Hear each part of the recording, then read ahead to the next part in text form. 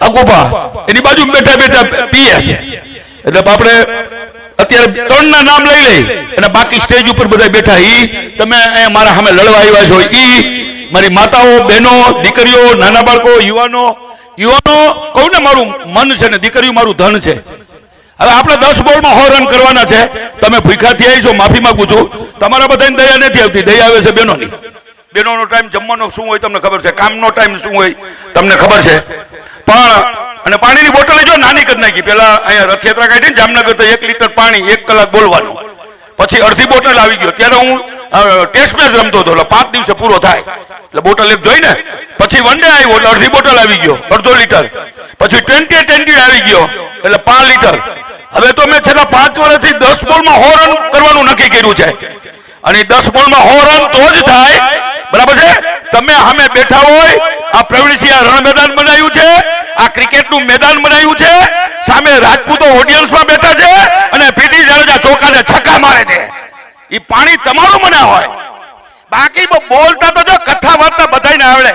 કઠિયારો લાકડા લઈને આવતો તો ઓલા શિક્ષકને કહ્યો તો સરસ મજાનું બોલ દે ભાઈઓ તથા બહેનો માતાઓ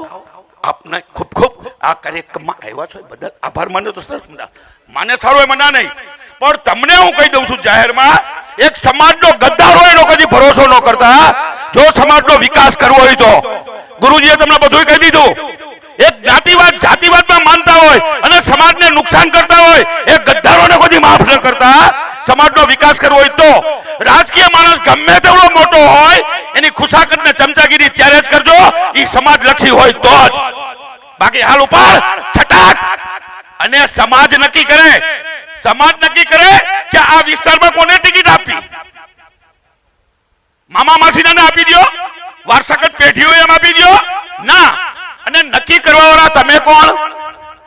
મારે 2-3 દાખલા આપવા હોય ને હું તો જેમ કૃષ્ણ ભગવાનનો જન્મ કારાવાસમાં થયો ને તો માતા દેવકી અને વાસુદેવ 14 વર્ષ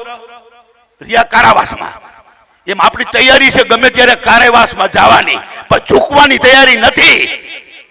આજે સેવક દુનિયાના પાદરમાં કહું છું માફિયાઓને ડોનને જેનાથી થાય કલ્યો અને રતનપરના સંમેલનમાં પણ બોલ્યો છું કે સવારે 5 વાગે સાયકલ લઈને એકલો નીકળું છું નથી સિક્યુરિટી નથી કાંઈ મારી પાસે મેદાન છે રાજપૂતોનો મરવાની તૈયારી છે પણ જન્મ અને મૃત્યુ કોઈના હાથમાં નથી કામ મરવું અને કામ મારવું અને સમાજ માટે લડવું તો જ સમાજમાં રહેજો ને કે ગદ્દારો સમાજને નુકસાન ન કરતા હટી જાઓ